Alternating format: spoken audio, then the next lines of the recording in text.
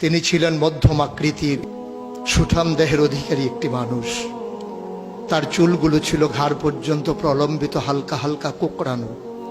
তিনি যখন চুলের ভিতরে তৈল দিয়ে আছড়াতেন মনে হতো মৃদুমন্দ ঢেউ দেখা যায়। তার কপাল ছিল চওড়া, ভ্রুগুলো ছিল জোড়া ভ্রু, ধনুকের মতো বাঁকা।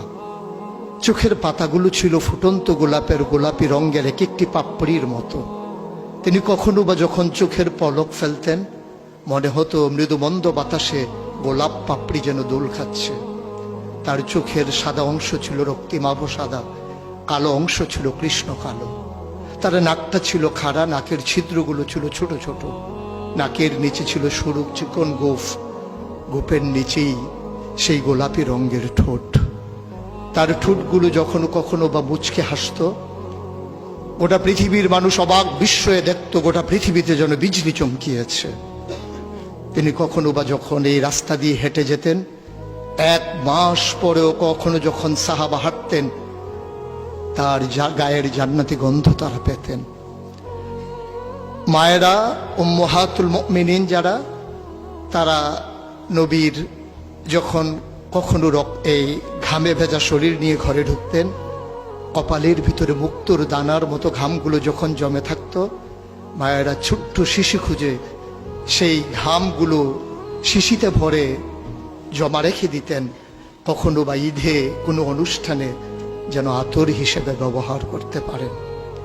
এই সুরত ধারণ করা কোনো মানুষের সাধ্যর বাইরে। কখনোই কোনো মানুষ এই সুরত ধারণ করতে পারবে না চেষ্টা করলেই। কিন্তু তার সিরত যেটা অনুকরণীয়, অনুপম আদর্শ, তিনি এসেছিলেন এই জন্যে ওয়ামা আরসালনাকা ইল্লা রাহমাতাল লিল আলামিন। তিনি ছিলেন রহমত গোটা ধরনীর জন্য।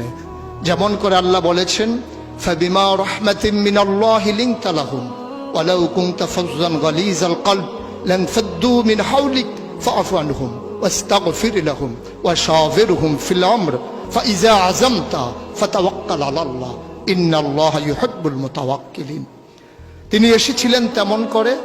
কেন তাকে পাঠানো হয়েছিল? আল্লাহ নিজেই বলেছেন, লাকাদ কানা লাকুম ফি রাসূলিল্লাহি উসওয়াতুন হাসানা। তিনি ছিলেন মডেল, তিনি ছিলেন আইডল, তিনি ছিলেন আইকন, তিনি ছিলেন অনুপম আদর্শ, তিনি ছিলেন উসওয়াতুন হাসানা। তিনি গোটা মানব জাতির জন্য সকাল থেকে সন্ধ্যা, রান্নাঘর থেকে সংসদ ভবন, তার জীবনের ব্যক্তি জীবন, পারিবারিক জীবন, সমাজ জীবন, রাষ্ট্রীয় জীবন, অর্থনৈতিক জীবন, ইন্টারন্যাশনাল রিলেশন, সকল ক্ষেত্রে তিনি ছিলেন আদর্শ, তিনি ছিলেন মডেল, তিনি ছিলেন আইকন।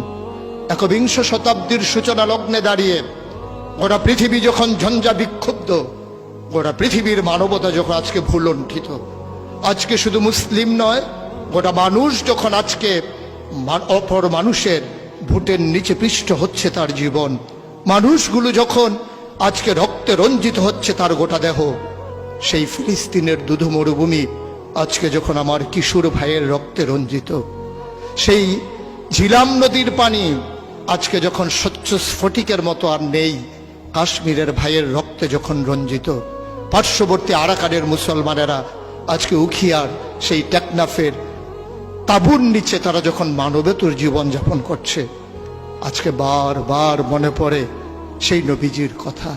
তিনি যদি আজকে আসতেন কোনো একটা ভূখণ্ডে, আমরা যদি দৌড়ে দৌড়ে তার কাছে যেতে পারতাম, গোটা মানবতা যদি বলতে পারতাম মুক্তি চাই, স্বাধীনতা চাই, ভোটের নিচ থেকে জীবন চাই, তিনি হয়তো আঁকড়ে ধরে বলতেন এখানেই শান্তি, চলে এসো উদখুলু ফিস সিলমি কাফা, তাহলেই তোমাদের জন্য প্রশান্তি, তাহলেই তোমাদের জন্য মৃত্যুর, স্বাভাবিক মৃত্যুর গ্যারান্টি।